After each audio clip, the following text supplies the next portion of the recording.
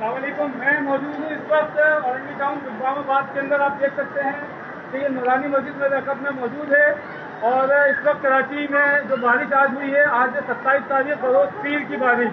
اس بارش کے نتیجے میں ہمیشہ کی طرح آپ دیکھ سکتے ہیں کہ پورا علاقہ، پوری گلیاں بلدیہ کی ناقص حکمت عملی کی وجہ سے یہ دوبارہ بھر چکی ہے. یہ علاقہ مکین آپ دیکھ سکتے ہیں کہ تمام کے تمام علاقہ مکینوں کے گھروں میں پانی آ چکا ہے. مسجد کے راستے بند ہیں. آپ آئیے میرے ساتھ، میں آپ کو لے کے چلوں.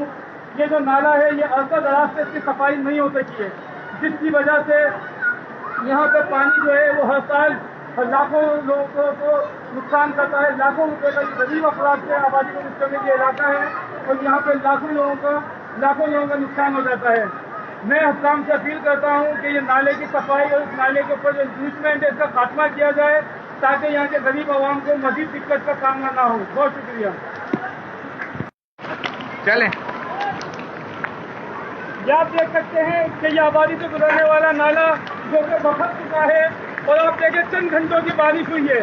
آج 27 تاریخ بروز پیر 2020 کی یہ بارش ہے، جو کہ صرف کراچی کے مخصوص علاقوں میں بارش ہوئی ہے. اور حال دیکھ سکتے ہیں کہ نالا بکھر چکا ہے، اور اس وقت تمام آبادی کے گھروں کے اندر مکمل پانی بھر چکا ہے.